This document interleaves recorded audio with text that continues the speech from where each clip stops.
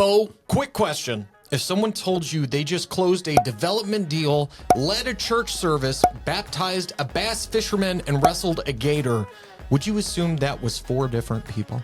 I mean, yeah, that sounds like a small town's LinkedIn network. Wrong!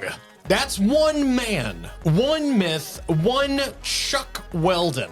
You're telling me he develops properties and hunts gators? And red-eye bass, Bo, before sunrise. Then he swings by the office, signs a lease, mentors 6 young entrepreneurs, builds a Dollar General, and still makes it home for family dinner. This man has more range than sight to do business. Today, you're gonna learn what it means to build wealth and character. This ain't just CRE. This is spiritual development meets commercial development. Welcome to the Chuck Welden Masterclass. You baby.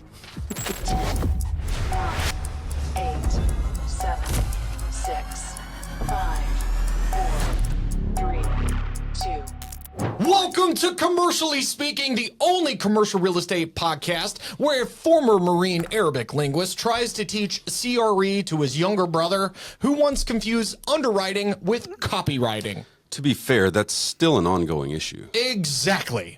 And I'm Bo Barron, CCIM, owner, director of Barron Commercial Group, CCIM instructor, co-founder of Hearthstone Capital Fund, and a guy who still hasn't ever been invited to go gator hunting. I'm Timmy Barron, ADHD, actor, comedian, and emotional support animal for CRE listeners who are too afraid to ask what a cap rate is. But enough about us. Today's guest is different. Chuck Welden is a man who's as comfortable in a boardroom as he is knee-deep in a creek. If Matthew McConaughey, Joanna Gaines, and King Solomon started a CRE firm in Alabama, Chuck Welden would already own it. He develops properties and people. He's managing portfolios while mentoring entrepreneurs, and somehow, in the middle of all of that, He finds time to catch a red-eye bass with his bare hands and smoke it over oak. if you've ever wondered what it looks like to live out your values in CRE and still dominate your market, this episode is your roadmap. Please welcome to the show, Chuck Welden! Chuck, welcome. Thank you. Thank you. I've never had an introduction that was so enthusiastic. Yeah, you're welcome. But You deserve it. Usually at this point before I ever speak, my attorneys have advised me over the years to have a couple of disclaimers. So would that be appropriate right now? Oh, yeah, come on. Go ahead. One, I'm a former attorney, but I was terrible. I went to Alabama, then went to George Washington Law School, New York University to get my master's. Came back and practiced for 9 months, and I hated it. I said, I want to just buy my clients. They're all idiots. I think I can run their businesses better. And at that point, I came back to work for the family business. But usually I get asked when I speak or do podcasts by my family specifically to give a couple of disclaimers. One is nothing I say represents anything my family believes or thinks or that my company thinks, because I'm not very politically correct, and they don't want to get in trouble or tainted, guilt by association kind of thing. I understand. Of course, I don't think it's a very dangerous position to be in after watching one of your shows and seeing how y'all act. I mean, I felt like your show, if there's a bastard child of WWE SmackDown Yeah. and Saturday morning game day, it would be Commercially Speaking. Oh, my And goodness. if there's a Pat McAfee and a Nick Saban, I have them right here. You can guess which one each of y'all are. Well, I can, but I don't think Nick Saban was the coach for Alabama for years until they fell off a cliff last weekend. Oh, And they're done. They're back to normal like the rest of us. So that's nice to see. And then Pat McAfee was a kicker for the Indianapolis Colts, but he's kind of like the U of the NFL. You are Pat So like if you put you in a kicker in the NFL, like that's Pat McAfee. yeah, gotcha. He's got a podcast. He's got a big show, big personality, not PC. He'll just say anything. No. And there's no Wears rules. a cutoff shirt all the time. Nice. It's like, he's you. Yeah. Well, everything up until that point was hitting me so hard. This is the best compliments we've ever received, ever. And the second thing I like to tell people is really I don't have any original thoughts. Almost everything I say or do I've learned from other mentors, people who've invested in me. They say in your whole life, you only have 3 original thoughts. I tried one on my honeymoon. My wife didn't like it, so I haven't tried any of the other ones. So,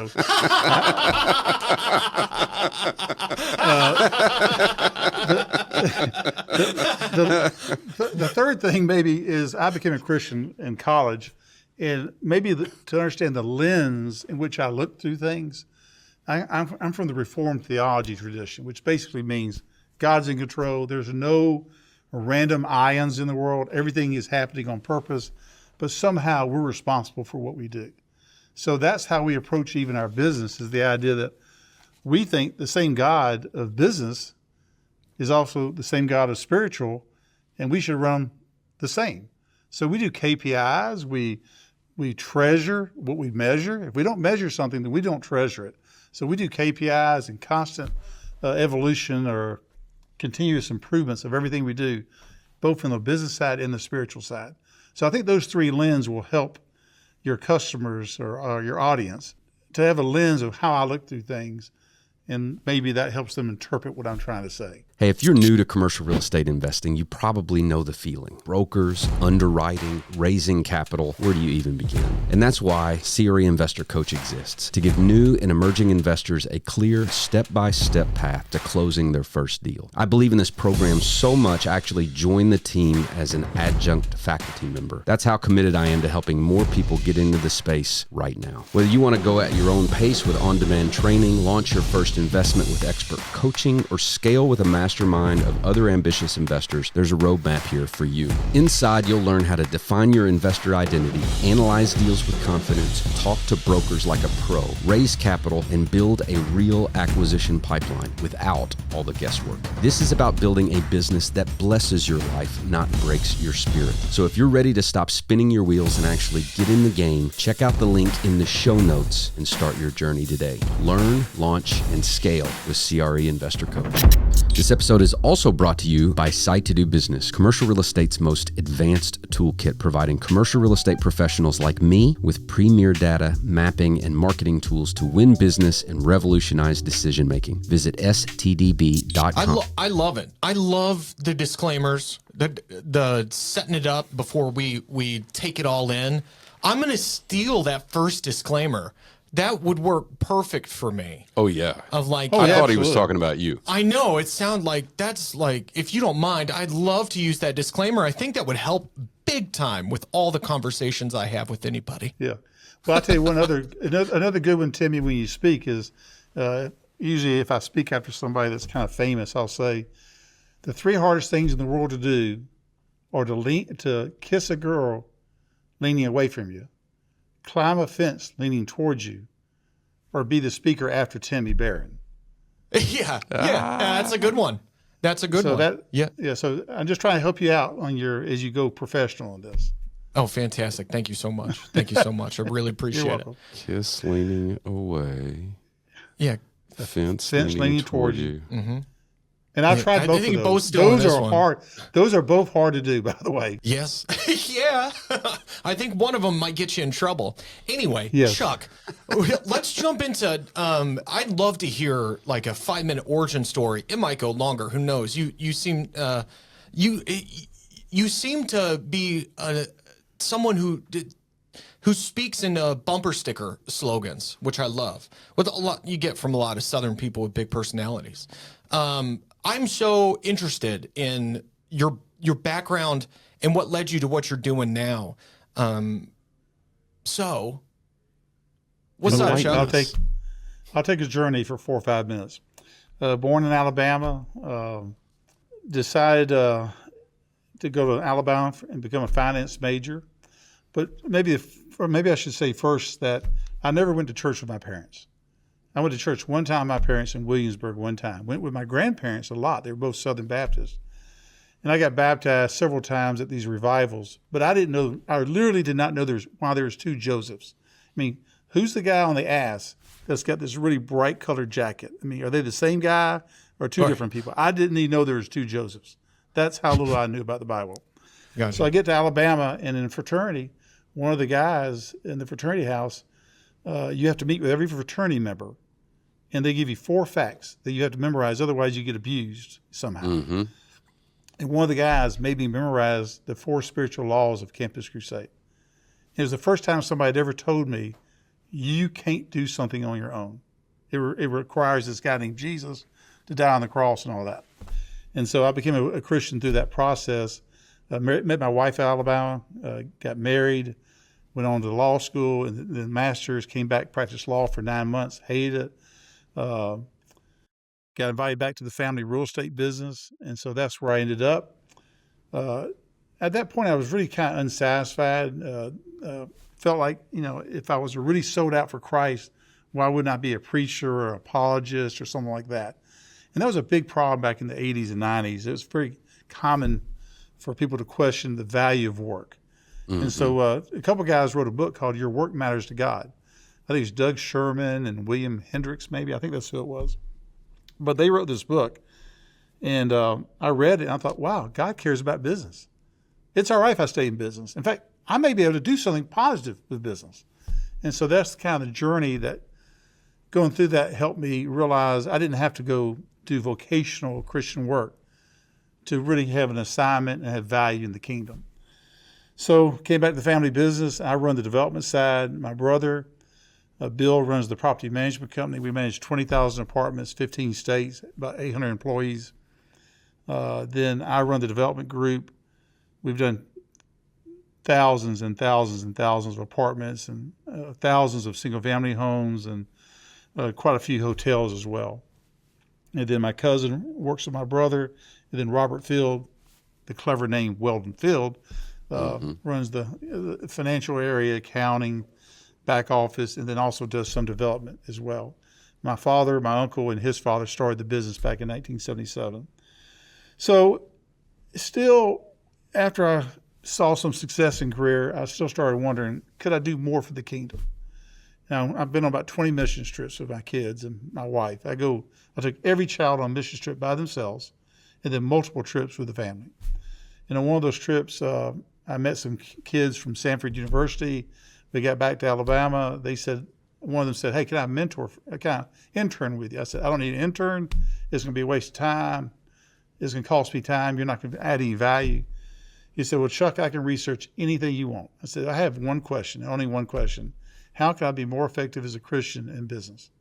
Never heard the term business as mission, but I figured there had to be a way to be more impactful, even in business. And so that led to meeting Jerry Little, Tom Sudik, Bill Joe, all these great guys that were doing this around the world. And so we learned that you could take your business and structure it or be intentional and actually have an impact. And so that led to us creating a real estate fund, which we did about 6 or 7 years ago, and then another fund this year where we bought 6 or 7 properties.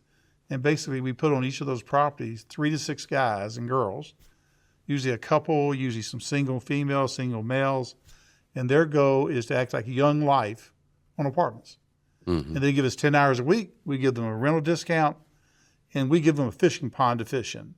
Basically, if you love people and want to create social relationships that have a chance to lead to gospel conversation, come work with us. You can live there, and we'll pay for it. And that's what we did. So that's kind of we invest in like 40, 50 businesses around the world that, like Thrive Coffee, that supplies coffee to Chick-fil-A. That was one of our first investments.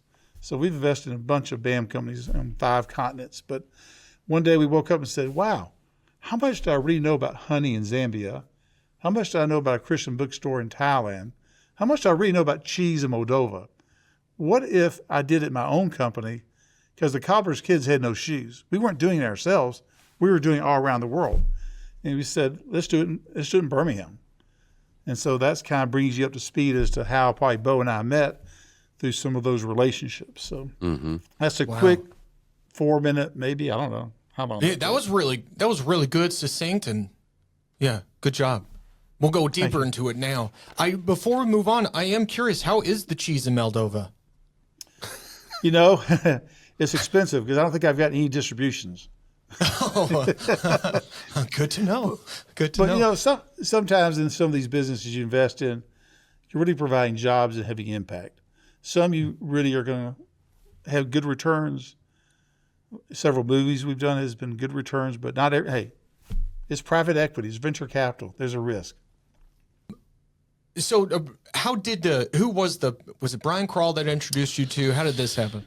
Oh, this is actually one of the questions that I had for Chuck, because when we started Hearthstone and we started getting connected to sponsors of deals that wanted to advance the kingdom and cared about the eternal impact of investing and developing commercial real estate, everybody that I talked to, all of them started saying, you got to talk to Chuck Welden. You got to know this guy, Chuck Welden, Weldon Field. I kept hearing his name over and over and over again, and I forget which one actually connected. It might have been Brian, but that was actually one of the questions I have, because in this space of redemptive real estate, businesses, mission, literally still, everybody we talk to knows who you are. And I'm wondering, did that just so happen organically, or do you purposefully pursue relationships with people in that space? I'd love to know, like, pretend you're mentoring me at this point. Yeah. What is it that you do to be that connected with like-minded people that want to do great real estate deals and impact the kingdom in the way that you work, in the way that you do? Bo wants other Bos to be looking for Bo, and everybody that they talk to tells them about Bo. How does he make that happen? Well, I think just let you be his spokesperson. That's the simple answer. Well, we got check. We got that with the podcast. Yeah, we got that going on. Yeah. So again, go back 23 years where we discovered business's mission, and I guess, do y'all have a working definition for business mission, or is the idea that you can take your company? I mean, I actually wrote it down because I want to make sure I said it right. It's the strategic use of your authentic business activities to create opportunities to minister and evangelize within the business's sphere of influence with the aim of holistic transformation. The idea is every business should have a quadruple bottom line, not just a financial, but financial, social, spiritual, creation care. And we think all businesses can do different degrees of that based on what the business is. And so we started investing in these businesses around the world. As I said, 40 of them, over 40 of them now. And then we started doing it ourselves. Now, about 12 years ago, we started a thing called Lion's Den. Think of Shark Tank for Christian companies. They come to Birmingham, Alabama, an audience of 300 to 400 people. We licensed the idea to Dallas, and now they have one as well. They've done it for 9 years. And the idea was to showcase this to other people so that they could think about how their business could be used to advance the kingdom and be profitable, and the idea of helping to fund these businesses as well. So I think during all of that, your name gets out there because people are coming to the event, you're investing in businesses, they're telling other people about it. That happened. Then about 3 or 4 pretty big names in the faith-driven investment movement came to me about 7 or 8 years ago and said, Chuck, nobody's doing it in real estate, and particularly not multifamily. And so we think you have scale. One of the things that we always fight with is everybody thinks that business's mission is a coffee shop in Uganda. It really can be Chick-fil-A. It can be a big business as well. And we'd like for you to take on the challenge of proving that it can be done, and it can be done at scale. And there's nothing wrong. Don't despise the day of small beginnings, Nehemiah said, when he rebuilt the temple. So there's nothing wrong with guys starting small, but they wanted some examples of guys that were already established and could do it at scale. So that's how and why we did the real estate side of it. And I just think through all those relationships, God has blessed us. I feel like Birmingham's like Bethlehem or Nazareth. We have people come to Birmingham to our Lions Den event that tell me they can't see all these people in the world in 1 year if they invited themselves to see them. It's like everybody comes here. We've just been blessed by God's grace. And Bill Jobe, the Tom Sudiks, Luke Roush, Henry Kasner, the McClellan Foundation, Tom Lernahan, these are Colin Crawley. These are great Christian guys making an impact. And somehow they all come to Birmingham every year for our event. So, Bo, I think that's what it is. I think it's the case of not seeking it. Hey, start off, I'm very prideful. I'm very arrogant. I think I'm the smartest guy in the room. I mean, that's kind of a given. ENTJ, okay? ENTJ. Yeah. But God has just really humbled me by bringing people into my life that just tell me what to do. They teach me. They mentor me. So, Bo, I think that's how I've got to know people. It's just because God's brought so many people to my life to mentor me. Yeah. He knew how screwed up I was and how much help I needed. Yeah, sure. Our dad, when I was 10 years old and Timmy was a baby, our parents became Christians. And so I grew up with a dad who ran a commercial real estate development company and a brokerage, and he was a believer. And the thing about our parents is once they're in all the way. Yeah. And so I grew up watching my dad run his business in a way that aligned with your definition of business as mission.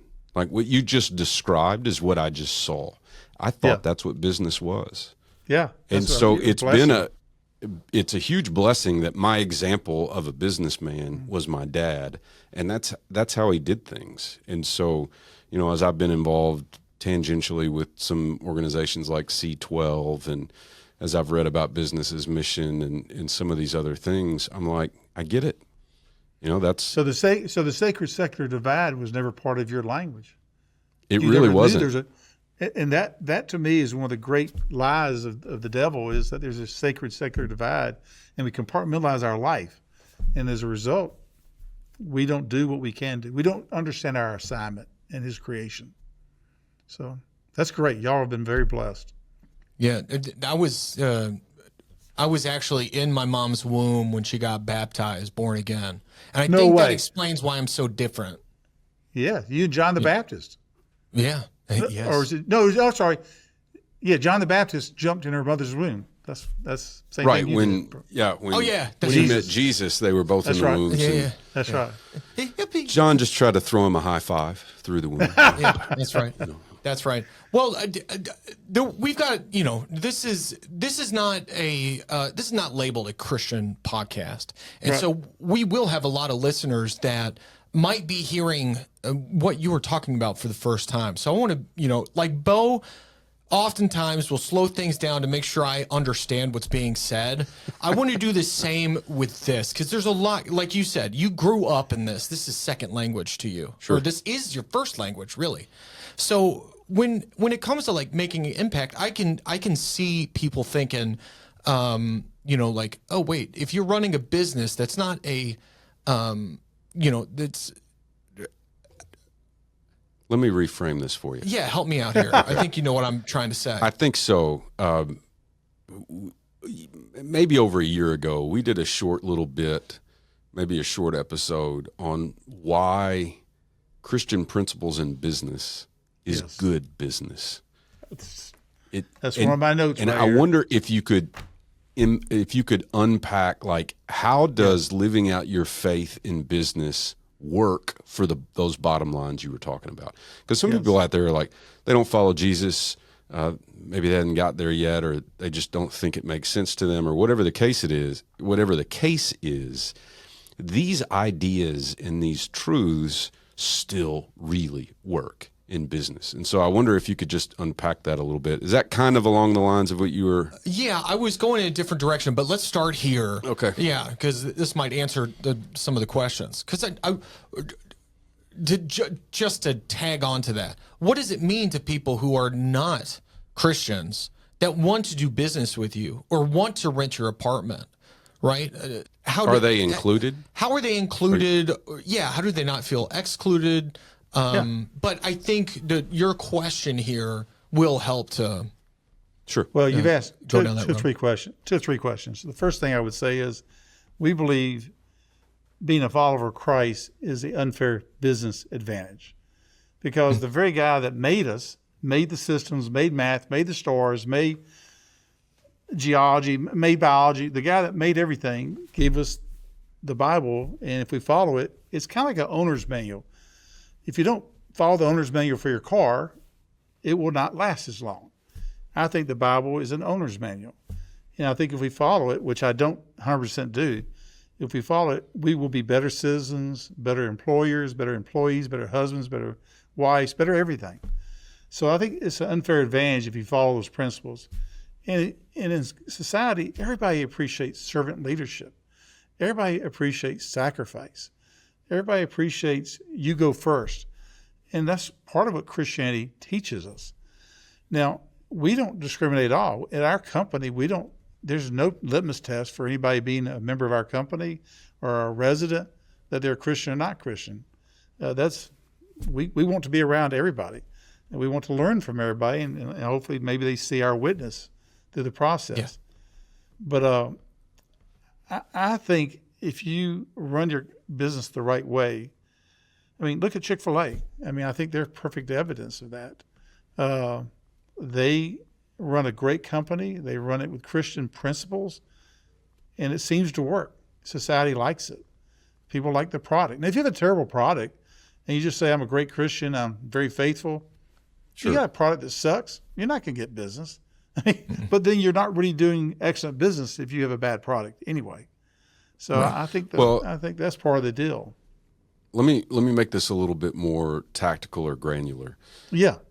How does walking with Jesus impact how you operate an apartment complex? Like operationally, how does that play out? Yeah, and what are some specific principles that you're talking about, and how does that play out, right? Well, I'll give you some examples. In the real estate fund, we told our investors that they may make 1% to 2% less return because we're going to take a couple 1% to 2% of the equity every year and have a social and spiritual plan to bless our residents. So if we raised $100, I'll keep the math real simple for Timmy. Thank you. We raised $100. We raised $100 for a deal. We would spend $1 to $2 every year developing a social framework on that property, and sometimes that will lead to a gospel conversation. That framework will be anything. People are lonely. Think about this. How lonely are people today?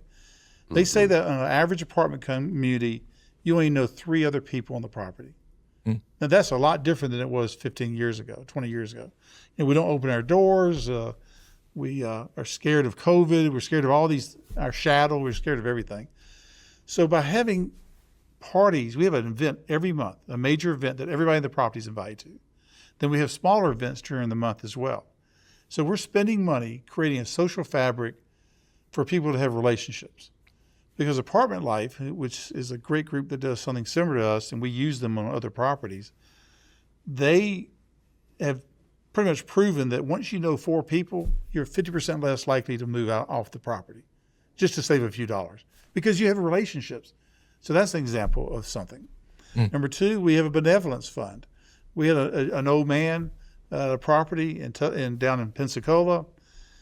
His wife died. He was developing dementia, started missing his payments for his rent, not because he didn't have the money, but because he just forgot to go pay it. So our team had to treat him differently and go visit with him and help him write the checks and stuff. And at some point, he couldn't do it at all. We contacted his sister in Atlanta. They hadn't talked in years. Our team packed him up, moved him to Atlanta. That never would have happened without our team on site loving him well. Yeah. And we have another lady that was her husband, just a bum. I mean, just a game. All he did was play games. He didn't even go to the birth of his second child. So the girls in our staff went to the birth, C-section, stayed there alternating for 4 days until she got out of the hospital. Through that process, she and her 12-year-old daughter both became believers because they'd never been treated this way their whole life. And the husband's sitting back at the apartment. So we have 100 stories showing how you can love on your neighbor. We had a guy that had 666. I mean, he's a satanic worshiper, I think. He had 666 on. I mean, he had 666 tattooed all over his body. So what do you do when that guy walks up and says, I want to cook hamburgers at the next party? Okay. Yeah. Yeah. As long as you don't talk about satanic stuff, we're fine because we love you. But we probably don't want you to talk to the little kids about satanic stuff. You know, we're going to draw one little line here, okay? That's all. And he cooked hamburgers, great guy. Agreed to go to church with one of our team members after they went axe throwing. I'm not sure I'd go axe throwing with him, but they did. I was thinking, he'd be good at drinking beer, axe throwing with a satanic guy. Okay, sure, it makes perfect sense to me. But I think all these are examples of loving people where they are. Jesus met everybody where they were, but he never left anybody where they were. And so we want to meet people where they are and love on them. Some may choose to follow, some may not.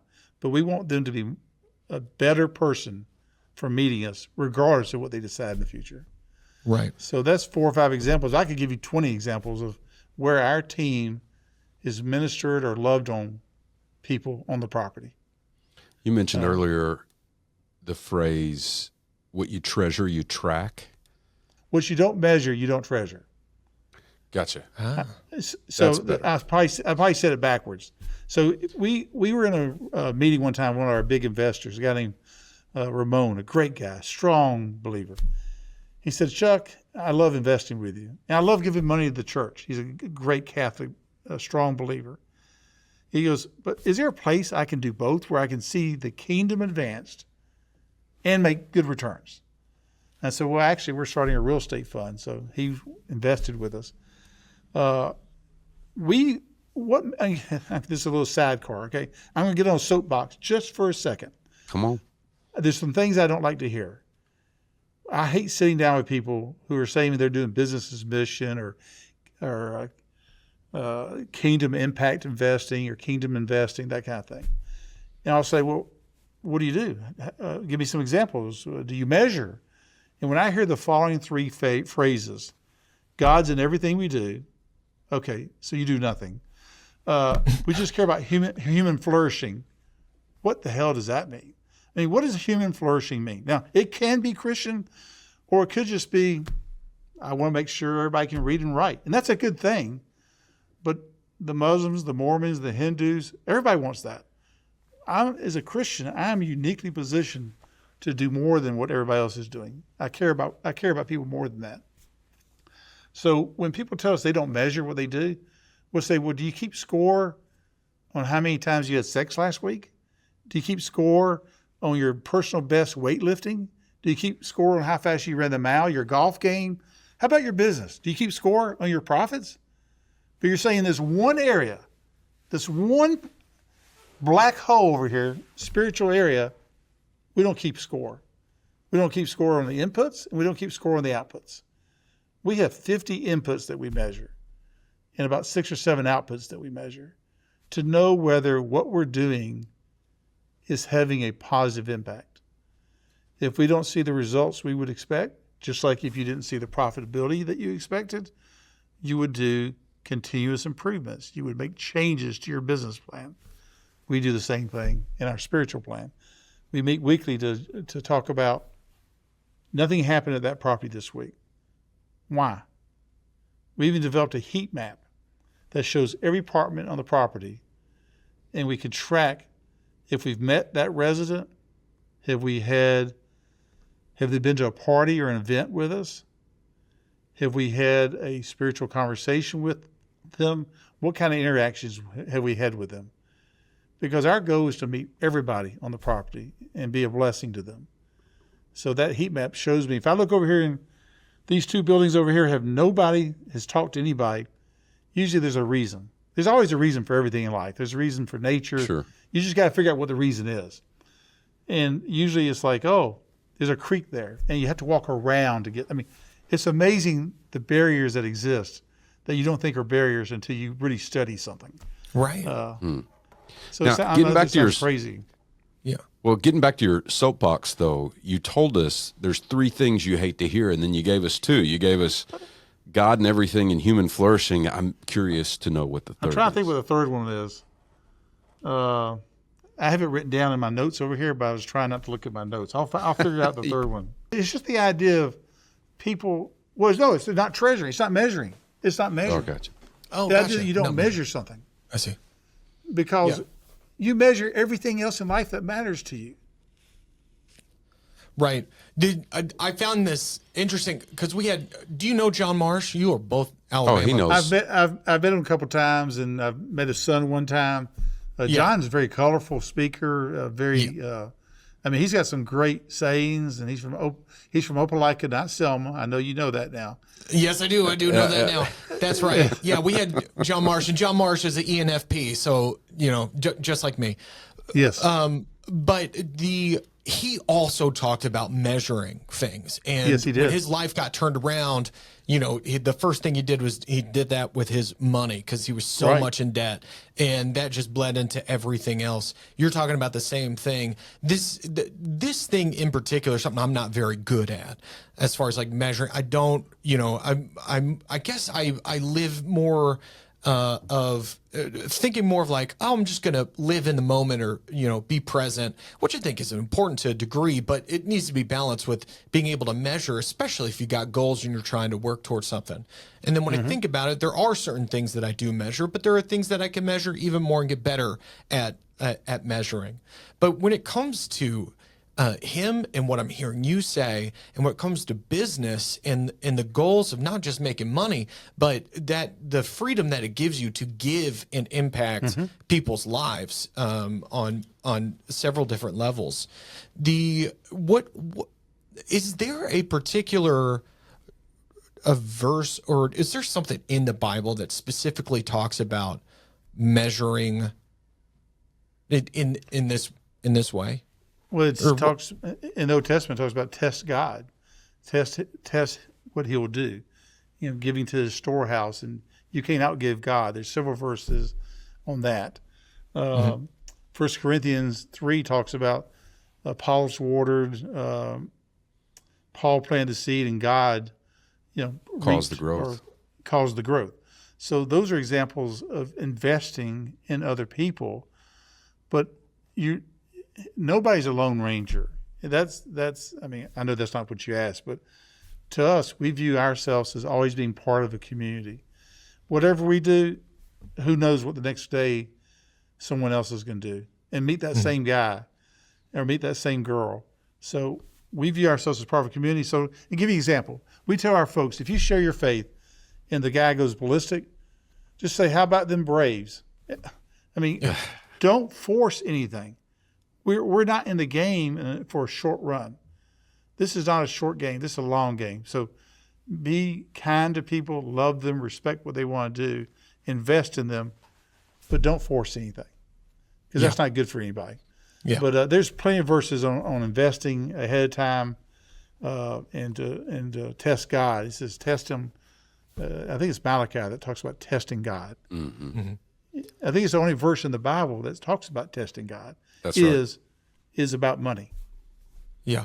Because I can do things excellent as if it was for the Lord or not for men. That's Colossians 3:23. That's right. There's that. And that talks about doing things at an excellent level. Yeah. Right? There's certainly a theme in Scripture where God cares about excellence and everything. If you just look at how He laid out the plans for His temple to be built. Yes. It's incredibly, it's intricate, it's detailed, it's excellent. It's not just hey, go build this for me. Right. No. Whatever you do is going to be fine. There was none of that, and so you can draw a straight line from, and this landed for me when we were talking with John Marsh was God cares about people, but He also cares about places. Right. Absolutely. And that's, what Weldon Field is doing, what Chuck's doing down there, what we're trying to do with Hearthstone is to try to take that concept and live it out and impact people through places. Right.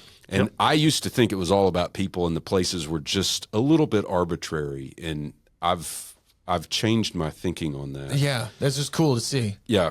Yeah, it's cool to see. So two quick comments. Sure. Hey, on the building the temple, will you list porpoise skins as one of your ingredients? I think porpoise skins is one of the ingredients in the temple. That's pretty specific. How many people have porpoise skins around the house? So that's specific. And secondly, we say the creation story, what does he do every day? He's the first quality control engineer in the world. He says at the end of every day, and it was good. Mm-hmm. Mm-hmm. Yeah. So that's another example of the details details matter. Right. And so under the thing of doing things at an excellent level, yes, I can see where it's like you measure what you treasure. To do things excellent, you have to be meticulous, intentional, and measure. Yes. And then the other thing that stands out to me that I think most people know as being one of the things that was Jesus's message was loving others, serving them. You know, he washed the feet of his disciples.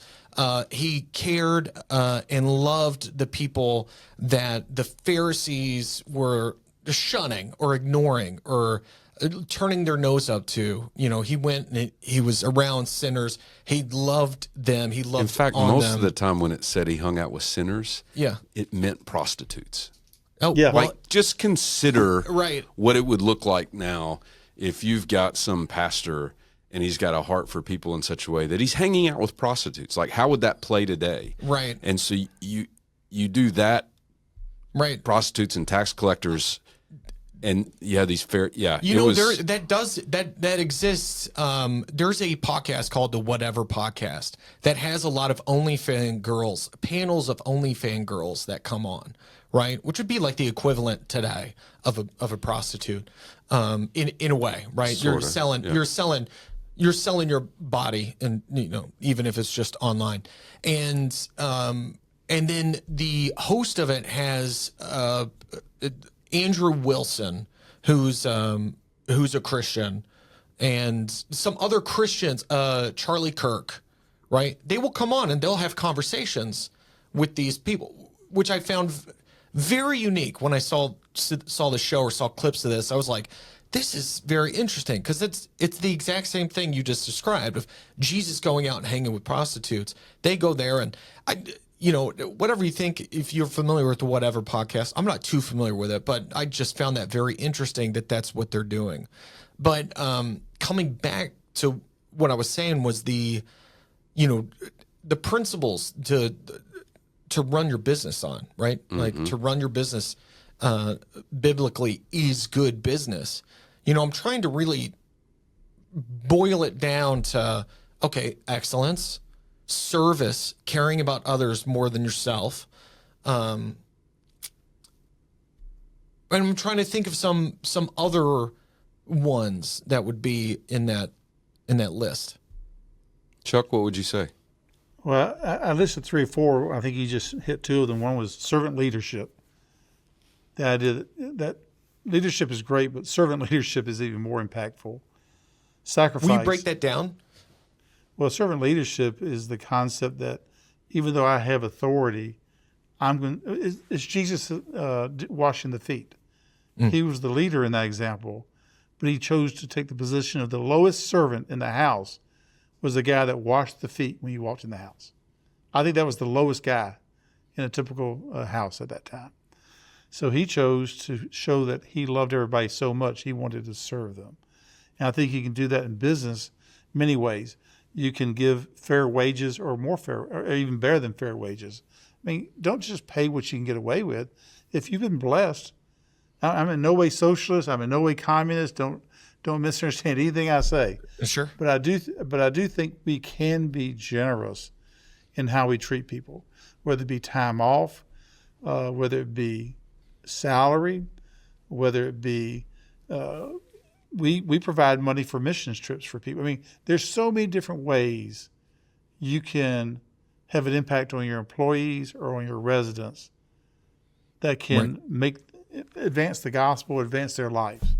So we bring financial services into apartment communities, hoping that people who are struggling financially will pay for somebody to come in and do that. We'll bring somebody to come give swimming lessons. I mean, these are all things where we spend money to try to improve their lifestyle. Yeah. There's so many different ways to do that. Yeah, you made me think of something just a minute ago about, I'll come back to it. I can't think of what you said now. Yeah, when it comes back, just jump on in. There's a big difference between what it seems like most people do, which is they've got a bottom line. The bottom line is the dollar, right? Bottom line is the dollar, so they pay as little as they possibly can get away with. And I mean, this is why a lot of the villains in movies are capitalists, right? Because of that reason. But what I see in you and John Marsh, and we've talked about this several times before, is in what seems to be owners that are led by faith, their Christian faith and biblical values. They don't have one bottom line. They have three, a triple bottom line. So they're not just looking at the money. No. That's important, but it's also social and then spiritual, right? Those are the three. Those are the three. I mean, creation care matters for some companies. Right.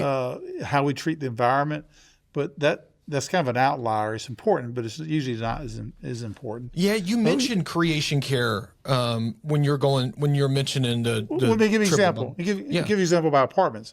This episode is sponsored in part by Site to Do Business, the ultimate commercial real estate data analysis and mapping tool. Whether you're a seasoned professional or just starting out, Site to Do Business provides the data and insights you need to make informed decisions and close deals faster. Frankly, it's the tool that I use the most in my business. Access comprehensive market analysis, demographic data, and powerful mapping tools like ArcGIS, Placer AI, and flood maps all in one place. Identify the best locations for your clients, analyze market trends, and present your findings with confidence. Don't miss out on this game-changing platform. Visit STDB.com today and see how it can optimize your business. And now back to the show. We do new apartments. We also do value add.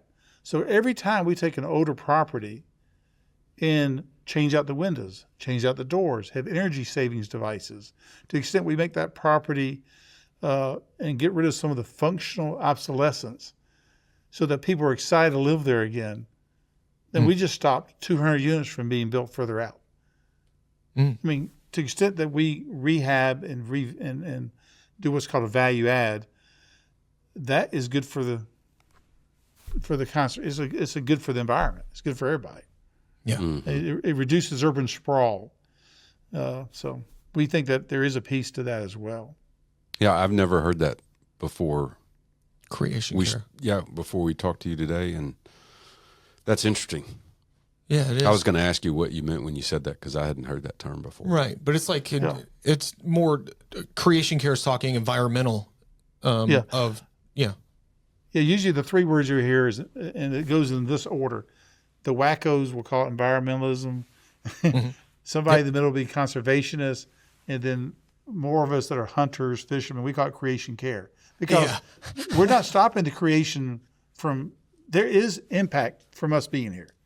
Yeah. Humans are here, and they're here to stay. So we don't believe it's zero impact. There is an impact. Sure. We're just trying to do it wisely. And so we call that creation care. That's typically what more conservatives call it. I like that a lot. And I like I like that we're talking about this for a second, because if someone, hearing this at the beginning that, we got someone on here who likes to hunt gators, right? Your immediate judgment, no matter where you're coming from, is like, or the most common thought is probably like, this person doesn't care about the environment or care about you, right? Yeah, and you probably get that all the time from I do. I was president of the Alabama Wildlife Federation. Each state has a wildlife federation. There's 50 of them. And I was president of the Alabama one maybe 10 years ago. And one of the things that we learned as we were doing research and studying stuff, I think this is a true fact, but it's close. Nothing's gone extinct in like 50 years that people pay to hunt. And why would that be? Why would that be? Because I want to sell another hunt next year. So hunters, there would be almost a lot of the animals in Africa would not be there if you didn't have hunters there. Because if it's just private land that you're farming, they'd kill every elephant, every animal and they'd eat it, or they kill it so it wouldn't affect their crops. Interesting. So every nature reserve and every hunting reserve is actually like a miniature ark for creation. Interesting. Yeah. Wow. I know you didn't pay for this. But I'm just I didn't give it to you.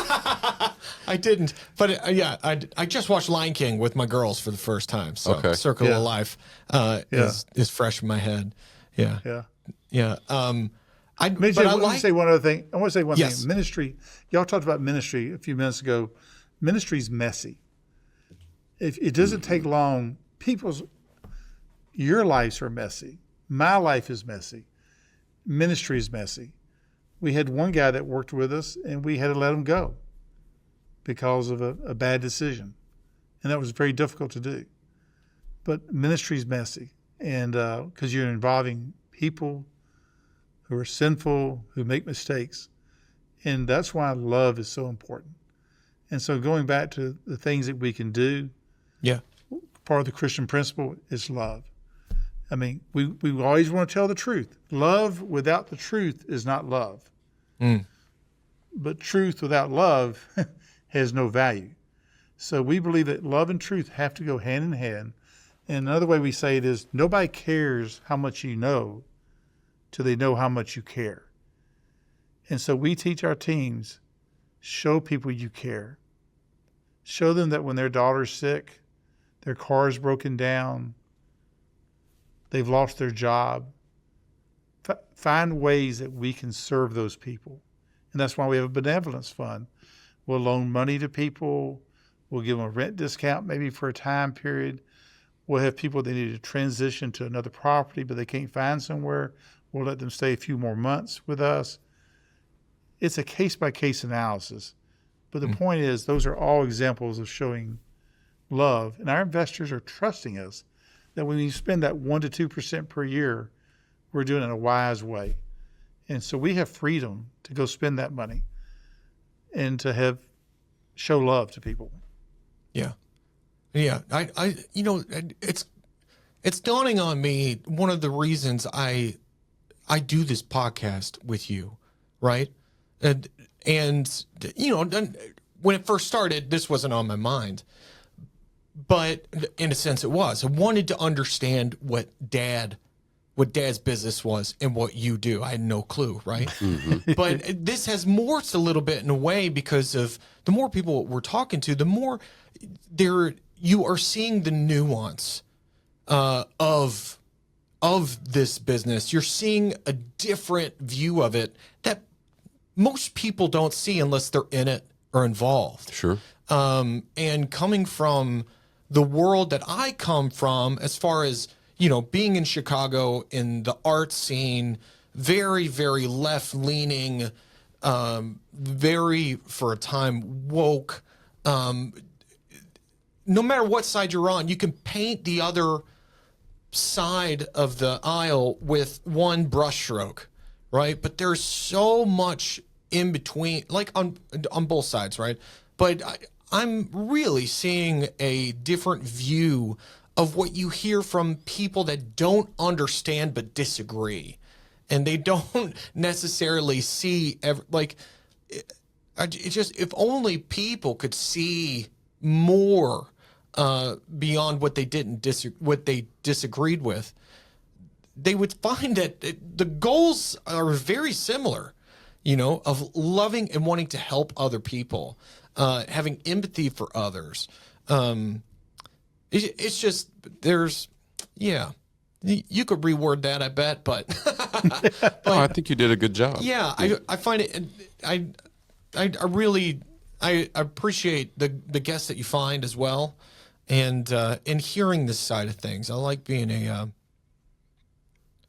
translator between the two worlds in a way, which it gives me the opportunity to do sometimes. Anywho. Bo, you've heard of Sovereign's Capital, I think. Have you? I have, yes. Okay, and Ben Erskine is on the real estate side of Sovereign's Capital. They have like 8 or 9 funds. They manage over $1 billion. And one of their funds is invest in public companies. So I could go invest in those same public companies on my own. But what they did is they create a fund, and let's just say there's 1,000 public companies. It doesn't really matter how many there are. They went and researched them all. And their principle was, if the person running that company is a believer or is following principles of the Bible, then they are a better chance that they will be profitable. Give you an example. If the president of the company doesn't have 3 affairs with the secretary and his chauffeur or whoever and doesn't get fired, we know that companies that have stable leadership do better. Companies who treat their employees do better. Companies who pay their employees and retain them have more institutional knowledge that lasts longer. CEOs that don't go to Coldplay concerts. Yeah, that's exactly what I was waiting for a way to throw that in. Nice one, Bo. Nice one. or stealing hats at the U.S. Open. That's right. Did you hear about that? No, is that new? Oh, this just happened probably last week, but there was this, I think he was a Polish millionaire at the U.S. Open, the tennis U.S. Open. Right. And one of the tennis players walked by and flipped a hat to a kid, and this dude snatched it from him. Oh, man. And it's on TV. On TV. Yeah. Blows up. And then he makes a statement that basically said, dog eat dog. That's essentially what he said. Right. It was like, y'all can go pound sand. He should have been faster. Yeah. You know, it was like, Oh, man.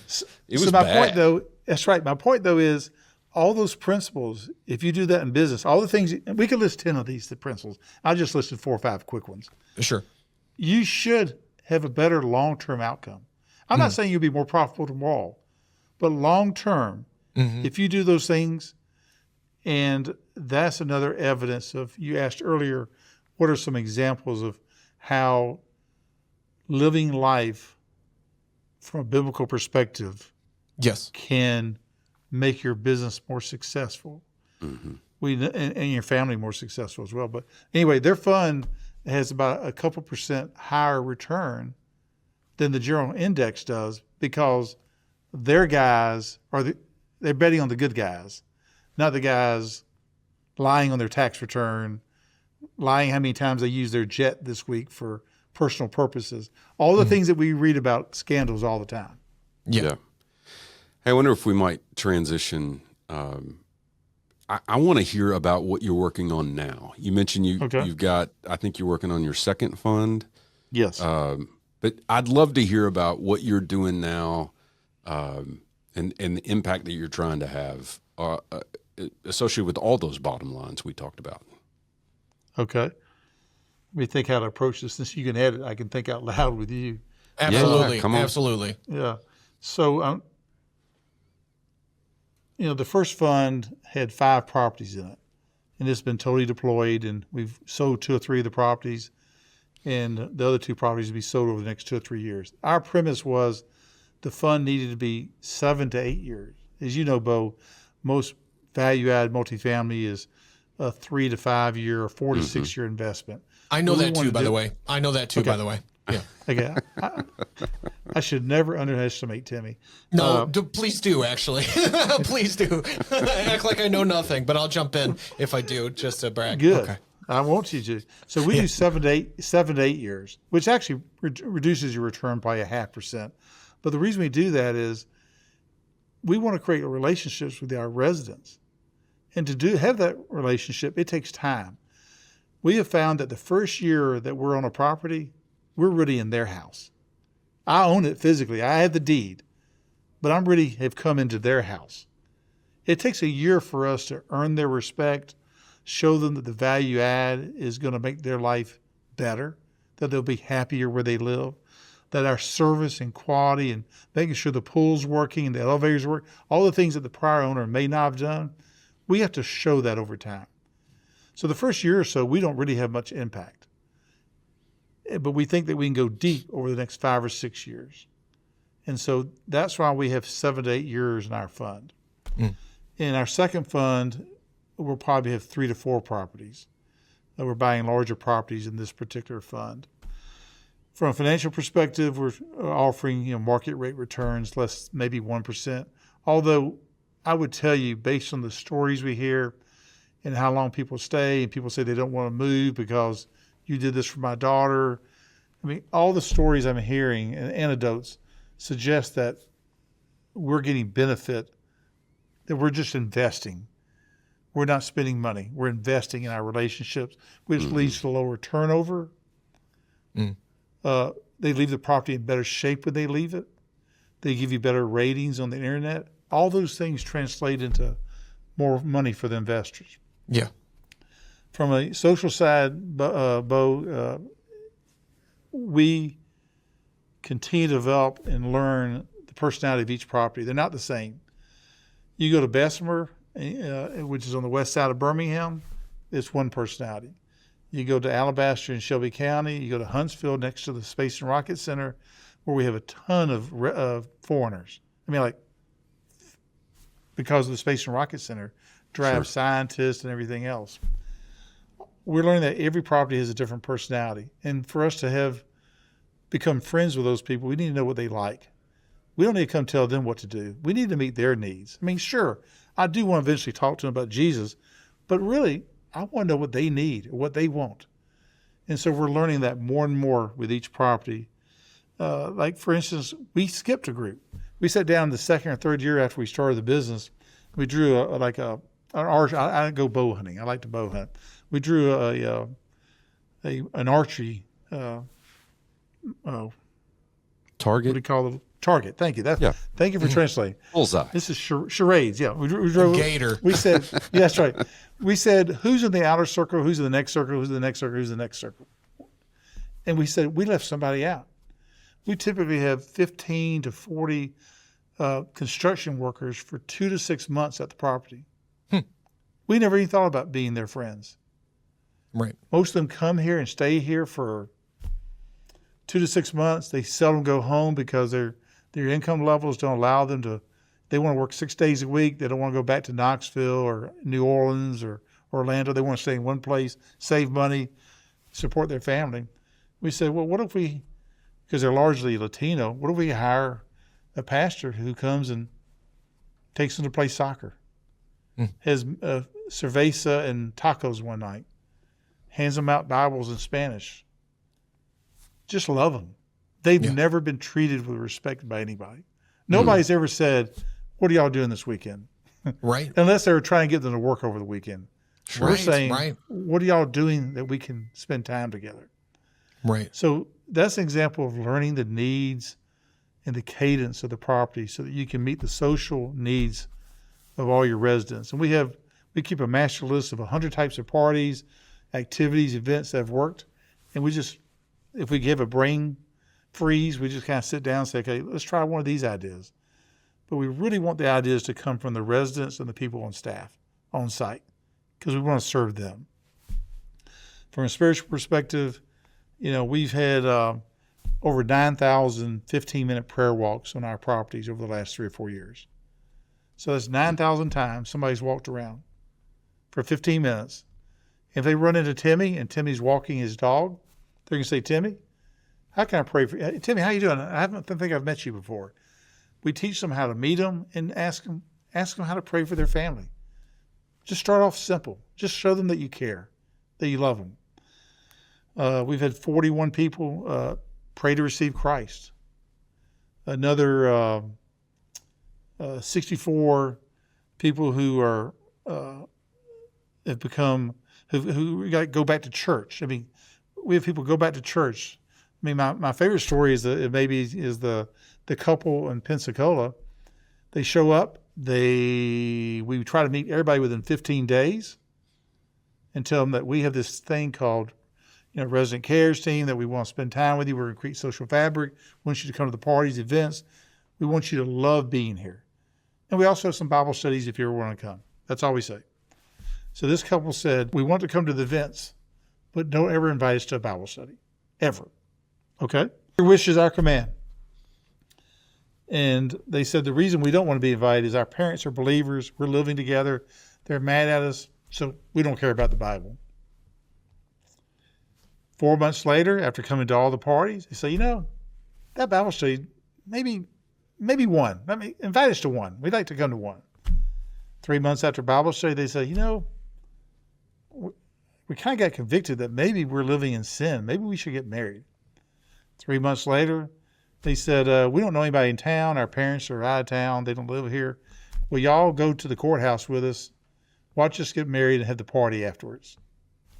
Sure. Next month, she quits her job, starts driving Uber because she wants to tell everybody about Jesus every day. Mm-hmm. So you went from don't dare talk to me about this to driving Uber so I can tell everybody about Jesus every day. Yeah. And so those are stories. Yeah, and that, you know what, that wouldn't have happened to get that reaction of when you just mentioned that there's a Bible study. Like, we don't want to go to the Bible study. Please don't. That's right. You know, but then all of a sudden, like, they wouldn't have ended up going to that Bible study if the events and the parties they went to, they didn't see a good time just straight up of, you know, the authenticity of love and care. Because I think a lot of people who can feel that Christians, especially evangelicals, have this they can come off like they're a task instead of a relationship. We call it a project. We call it a project. Right. If they think you're a project, if they're a project, they smell that. And we try to hire people that really love people. Right. No matter what. Yeah. No matter what, regardless of whether they ever come to a Bible study, I'm still going to love that person and be his friend. Yeah. Now, Bo, I think I did a very bad job. I did not answer your question. So give me a little bit more detail about the three bottom lines. You want to hear more detailed examples. Well, what I was interested in is what you're working on now with the Fund 2 and specifically how that relates to those three bottom. You took me right straight through the three bottom lines. Okay, did I do all right? You did. Okay. So what I heard was Fund 2 probably have 2, 3, 4 properties, larger properties, and then we want to meet the social needs of the people. It will meet the social needs of the people. Mm-hmm. And maybe I'll pick up from there. And after meeting people's social needs, we think that provides an opportunity for credibility for a spiritual conversation. Because our goal and what we would like to see is that everybody come to know Jesus. But not everybody's going to. But we're going to still love them. Even if they reject Jesus, we're not going to reject them. So we look for ways to engage people spiritually. And our theme there is connect, share, gather, train. We think the way you have a chance to talk to people about Jesus is you have to connect. And we connect with them through the social parties, the events, activities. And one thing we've learned, one of the most important things you can do is serve people outside the property. If all of a sudden, it's like your family. If your family goes and serves somebody outside your family, it becomes a relationship builder in your family and a relationship builder outside the family. So when we on the property actually go serve, pick up trash, go to a neighboring property, whatever these things are that we choose to do, serving as a team builds a really strong love and relationship and trust. So we believe that connect is the first part of the strategy, and we think you connect by the social side. We think that gives you a chance to share your faith. If they choose to do that, then we will gather them for training. And so connect, share, gather, train. We think that's how the gospel moves. We really believe that if you had 100 light bulbs and they all were turned off, they were just 100 light bulbs, we think that, or take 100 people. I mean, you start over again. We believe that if you had 100 people that you went and spoke to about Jesus, that 80 to 85% would say, not interested. And you just need to be nice to them and love them and be nice, be their friends. We think about 10 of them will be interested. I want to learn more. Invite me to something. Let's talk about it. We think 5% right there on the spot will pray to receive Christ. And we have evidence of that. We had a lady in Memphis. We went and met with her in the first 15 days that she was there, took her little welcome gift, told us what we did, mentioned about the Bible studies. She said, well, I've never really been to a Bible study. Tell me about it. In that 30 minutes that they spent in her apartment, the first night they met her, she became a Christian and is still walking with Jesus today. So nobody believes that happens, but John 6 says God's calling people and drawing people to him every day, all the time. So we think it's all right to be bold, but be respectful. So on the spiritual side, that's what we're doing. I've already talked a little bit about the conservation care where we believe that by taking something old and making it new and preserving it, we're helping, the environment or creation by reducing urban sprawl and by adding better windows and doors and energy savings devices as well. Those are all things that, we're called to, this is our home. We're called to take care of it. Yeah. So we want to do that. I got a question. When you say, you're holding it for 6 to 8 years or 6 to 7 years. Yeah. And you go in and you set up this community and all these events and get that running. And then when it's time to sell, what happens after that? Are you looking for a specific type of buyer? Of course, it's on to do this somewhere else and to make this happen somewhere else. But what is, do you understand what I'm asking? Like what happens? What happens to the property and the people after they sell to somebody else who might view the world differently? That's right. Right. Yep. Absolutely. And so I'm glad you asked that question. We work a lot with the local church. We have certain discipleship and ministries that we work with in the Southeast. There's several ones that are really good. But we also try to work with the local church, because if the local church will get involved, generally there may be people from the local church already living on the property. To get access to do all these things, you just got to be a resident. Now, I think it's even better when the owner is in alignment and the owner's funding things. Mm-hmm. But if the church just has residents, they get to have the parties and the activities also. So what we're thinking through now is we just exited one property in Pensacola. We've challenged one of the churches there that we've been in close working relationship with. Why don't you adopt this property now? Why don't you try to keep this going? And so Bellevue Baptist up in Memphis, we're working with them, talking to them about how can they got thousands of apartment units around them in East Memphis. And so we're trying to encourage them to think through, what would a ministry to those apartments look like? Learn with us and then try to keep it going when we leave. I see. So we're purposely trying to find local ministries that may keep it. But Timmy, I suspect in many cases it will die 3 to 5 years. Yeah. Unless somebody like a church or some of the residents stay there and keep it alive. Right. But it is. Yeah, that would be quite a challenge. But involving the church, I can see a world where involving the church or somebody who's pretty passionate about this, looking for ways to be a missionary, so to speak, right down the street, to help teach them and give them the tools to do this and to learn from you. Could help for that dying off, I guess. And Timmy, there's two groups. I have to remember, we're kind of at the point of the spear. We're kind of toward there's 3 or 4 other groups I have a tremendous amount of respect for that are doing something similar to what we're doing. But we're all kind of at the tip of the spear in the sense that there's nobody in front of us that we can really talk to about this. So we're learning issues or mistakes, or we like to say we're failing forward. Yeah. we don't want to fall backwards. We want to fail forward. So there's 2 groups: Community Growth Foundation, which is Dave Snyder at Continental Real Estate out of Denver.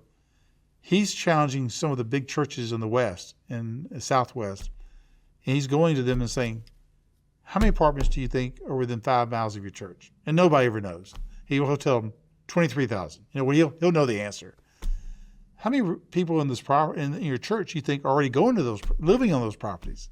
They don't know, but they actually usually have some. So he's challenging these churches in a very, very. He's going to the church and say, "I'll even pay half the salary for somebody at your church to be in apartment ministry for the first 3 years, and then you take it over and we'll train you." Now, you need to understand, the apartment residents in America that live in properties over, I think, 10 units. I think that's the line. is 40 million people. It's the size of Canada. The size of Canada live in large apartment communities in America. It is 96% unreached. It's about as unreached as some Arab country. I mean, it is unreached, it's unchurched and dechurched because of who lives there. Mm-hmm. It's a huge mission field. Right. And another group called Redemptive Real Estate, which is Dave Snyder, Ryan, Ian, and John Mullins are all working on and help start.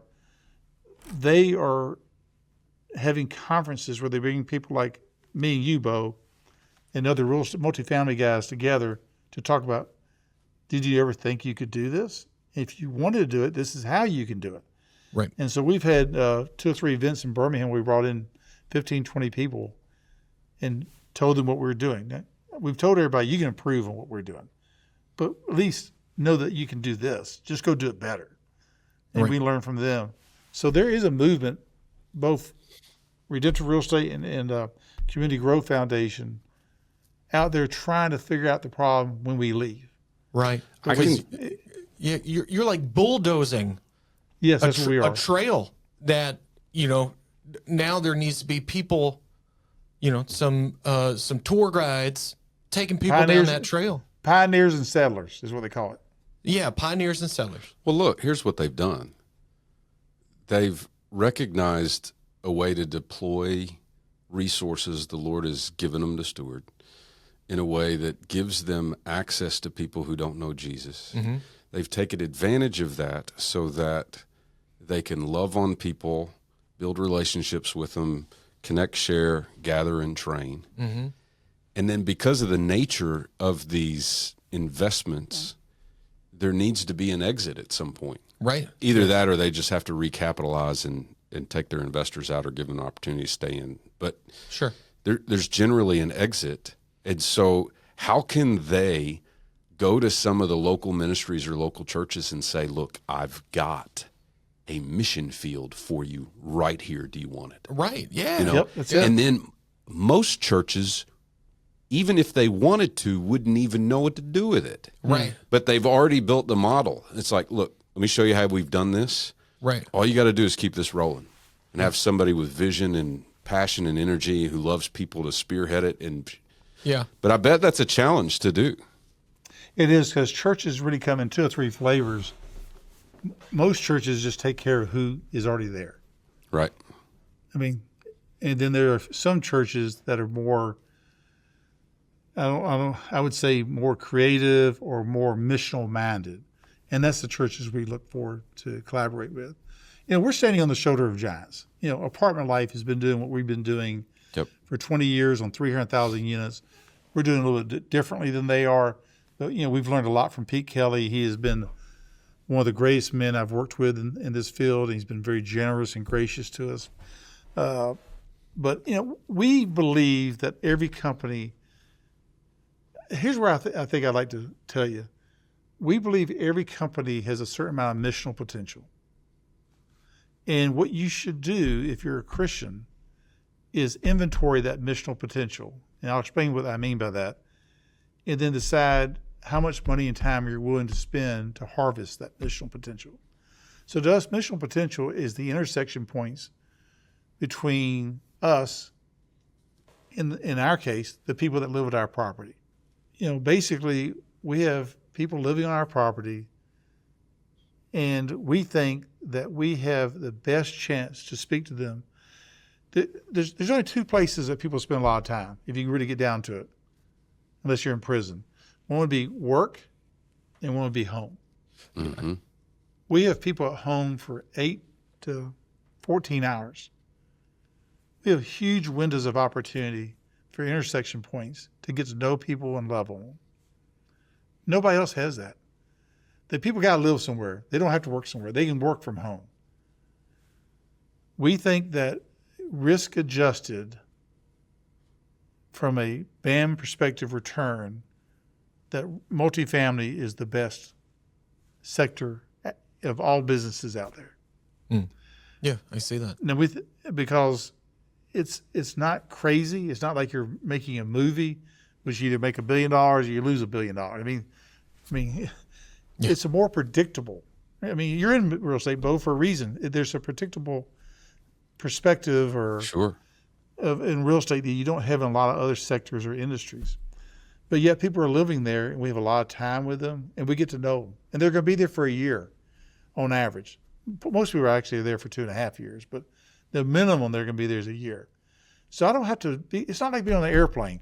I'm sitting next to Timmy, and I feel like I got to tell him the good news, but I'm forcing it. I mean, he may want to go to sleep. He may want to watch TV, and I'm forcing it. In 12 months in an apartment community, I have a chance at some point to talk to you about the good news. Right. So we think that we have the best. We've been given just a steward. Really, we've been given an opportunity to steward a great opportunity to have impact in multifamily. Right. Yeah. Love it. Love it. I've got one final question for you. Who do you know that we should talk to, and would you introduce us to him? Have y'all ever You had just anybody? gave him the John Marsh question. I did, yeah. I did. He Have knows a y'all, lot have of y'all people. have y'all ever had anybody from Sovereigns on here? We haven't yet. No. No. Okay, so that'd be 3 or 4 people I would think of. Sovereigns is just incredible because of what they do. They are the leader in private equity, venture capital, real estate, fund to funds, the public markets fund I told you about. They're one of the, I would tell you there's only 2 or 3 companies I've ever been to where I would hire everybody at that company. I've not met anybody at Sovereigns I wouldn't hire. Wow.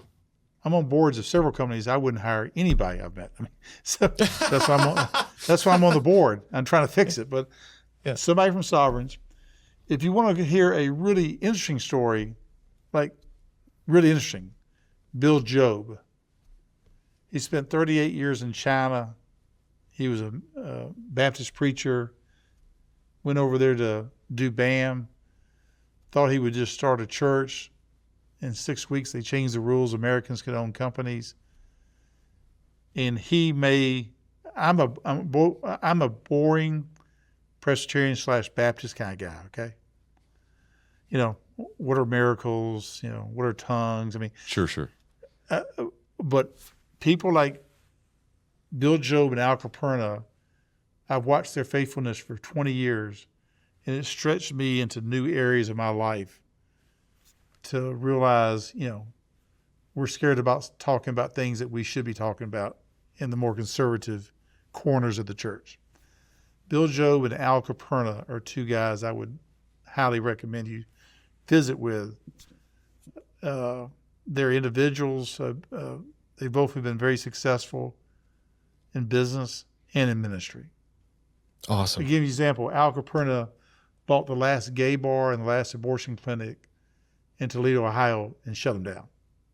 Wow. That would be an interesting person to talk to. That's putting your money where your mouth is. That's right. He just bought the Columbus Dispatch newspaper building, and what all happened during that process is crazy. I mean, as he says, I just go be me, and God shows up. That's basically his slogan. And Bill Job's slogan is, "You're confusing me with my Father." So anybody says anything nice to him, you're confusing me with my Father. Or if something goes wrong in the company, God, your company is a problem. Tell me what to do. He's a very steward-driven. Hundreds of people became Christians in China through him. Lots of stories of supernatural stuff, but I'm telling you, once you're with him for 5 minutes, it's like, I believe it. I mean, this man does not speak with forked tongue. He's the real thing. So I'd probably have like Luke Roush from Sovereigns and either Al or Bill over time, and they will stretch you so far. Well, I kind of led off with Well, do you this, want real but estate? you realize Do you only want real estate people? Maybe I did a bad job. Do you No, want no, real estate people? No. We're open. We're open. I think You don't just discriminate, investors and business people in general, you know. I do want to highlight this fact, though. As we were asking people that question, like you're the name that people kept giving me over and over and over again. So just know that. And I recognize you're probably going to say, if any of that's true, it's just what the Lord's done through me, which I believe to be the case, but it was you. I can't believe that. I owe a lot of people money, I guess. Really. And really, in Birmingham, there's a group of about 15 of us that meet every month to promote businesses' missions in Alabama and to talk about investing around the country, around the world, and putting on Lions Den. So I'm part of a group of about 15 people that are just lovely people, fun to work with. So somehow I think the guy that talks the most ends up getting to pick the teams. I mean, think about it. On playground, the best athlete didn't pick the teams. Nope. It was the guy that had the most balls or guts or whatever. Spoke the first. So, Bo, that may be all I am. I just may talk first. That may be the reason. Yep. But we're grateful that you agreed to come on the show. This has been absolutely fantastic. You've given us a lot of time, and we're very, very grateful. Yeah. Yes. Well, where can people, is Lions Den something people can watch? You can watch it. I think we're doing it live this year. It's October 22nd and 23rd in Birmingham. Okay. So is it like a live show? It's a live show, yeah. It's a live show, and is it broadcast or streaming anywhere? I don't know if we're doing that this year. I don't remember. Okay. You have to remember, who, let me tell you who you just talked to. I don't ATM. I don't text. Okay. I don't Facebook. Okay. I write checks. I write checks still. Yes. Okay. Oh, fair enough. Fair enough. Well, for all of our listeners, if they want to get connected or if they want to be involved, how would they reach out to you? Where do you want to point them? I guess my email address, chuckw@weldonfield.com. Weldon is WELDEN. I'd also invite everybody that, to the extent you want to learn more about business's mission, we have an event called Lions Den. This is the 12th year in Birmingham, October 22nd and 23rd. It's a live event with 400 to 500 people attending, 3 companies presenting their business's mission companies in a pitch competition. And it's a lot of fun. I MC it, so it makes it more fun. And maybe I should ask Timmy. Maybe I should have Timmy come MC it. I may just change my mind. Hey, I'd be open to that. I just I'm looking at the lionsden.us. Yeah, be careful because there's also a porn site called Lions Den. And I get pictures all the time from the Carolinas where people will take a picture of the Lions Den porn shop and send it to me. Oh, yeah, those billboards. Those billboards, that's it. I never knew that existed. Oh, yeah. So, be careful. TheLionsDen.us. Yes, .us. That's good. Because I think, what is the Shark Tank that's in the UK? They've got one, and I think it's called. I don't know. Well, the Dragon's Den, I think is what it's called. Yeah, the same guy. He created it for that also. Yeah, gotcha. And so we licensed it to Dallas, and they've done it for 9 years now. They have a good event also. They're in March. Like that. If that's not streaming or being produced or taped, that'd be very interesting. I know it's online afterwards. I don't know if it's live online. Okay. We fair definitely enough. we have all the episodes or all 12 years of history and all the presentations on there. Awesome. I mean, I can only, like John Irwin with I Can Only Imagine, he's presented there. Thrive Coffee has presented there. Sovereigns has presented. I mean, we've had some good groups present there. Nice. Cool. Well, Chuck, this is awesome. Thank you so much for your time. I do have one question real quick because I'm looking at because I'm sitting here thinking I want to go to Lions Den. Yeah. It says the applications are closed. Yes. But it looks like I can still buy tickets. Like I could still attend, correct? The applications are the 3 people presenting. Gotcha. The 3 companies presenting. Oh, Bo, awesome. I'd love for y'all to be there. I mean, love for you to see. In fact, Bo, we're having on the 22nd, we're having an event from 11:30 to 5, which is real estate only. So we've invited about 30 or 40 people from around the country to come and talk about how we can up our game, what challenges are we experiencing? What solutions can we collaborate on to talk about exactly what we just talked about for an hour? Nice. Love it. And so That'd there'd be fantastic.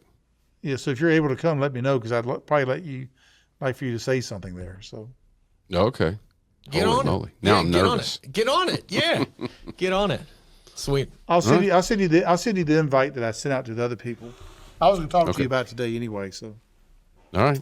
Perfect. But guys, hey, I had a great time. If you ever get stuck in Alabama, and all three, are y'all all in Kentucky now? We are. We're both in Kentucky. Owensboro, is it Owensboro? It is. That's right. Okay. Owensboro. So if you, again, Atlanta's only 2.5 hours away. Nashville's only 3 hours away. So I love to take people. I don't play golf, but I love to take people to our country club and go ride with you and make fun of you. Yeah. With my son's a good golf. My two sons are golfers. Yeah. And then you do like tennis though. I play. I'm very good at. I'm pretty good at tennis. Yeah. And I play tennis every week. Yeah. And so I love. I created this. I created a sport you might actually hate because it's on a tennis court. It's not pickleball. It's called Tisbee. So it's basically like a frisbee on a tennis court. We have an extra net that goes above the other net, so there's a little gap that you can shoot through. You got to throw the gap, yeah. Yeah. You can do it over, but extra point if you throw through the gap. It's super fun. I would would love to get a tennis player playing it. But anyway, we'd love to see you. We'll hit you up if we're in town. And the other thing is hunting and fishing. Yeah. I love taking people quail hunting. I love taking people fishing. We have a couple bass ponds. So if you ever get stuck down here, I'd love to spend time with y'all. Heck yeah, man. That'd be amazing. Sounds fantastic. Yeah, we'll take you up on it. Well, thanks so much, Chuck. Well, blessings, y'all. Have a good day. See you, Chuck. Yeah, thank you so much. Bye-bye. Thanks for tuning into Commercially Speaking. If this episode brought you any value or made you question why you're not currently red-eye bass fishing with a spreadsheet in your hand, then make sure to subscribe, leave us a 5-star review on Apple Podcasts, and join our newsletter at subscribe.wgbarron.com. Every week we send out new episodes, leadership insights, and all the content that I actually enjoy. And that I skim aggressively. Also check out superpowershq.com/commercially speaking if you're ready to scale your CRE biz with a virtual assistant who actually gets things done, like mine. Yes, for those in the back, that's superpowershq.com/commercially speaking. Now, if you'll excuse me. Now, if you'll excuse me, I need to close this episode the only way I know how. Here it comes. Barbara Corcoran, I know you're busy. I know you've got offers to make, buildings to flip, interns to intimidate. But this podcast, this is not like the others. We've got heart, we've got humor, and we've got Bo. And me, I'm just a silly man standing in front of a shark asking her to be a guest on this podcast. You rehearsed that, didn't you? No. That almost sounded like you were about to go Notting Hill. I'm just a guy in front of a girl. Oh, wait, I'm just a girl in front of a guy. Yes. Asking him to love me. I thought that's where you were going with yes, that. Yes, I definitely my wife that. would be proud of that. Yes, good. That is a reference to that very famous line. Okay. Anywho, yeah, that was great. All right. Yeah. Well, see you next week. We'll see you next week. Love you, brother. Love you, brother. Bye, Alice. Bye, Bridget. Bye, Bridget. See ya. Later.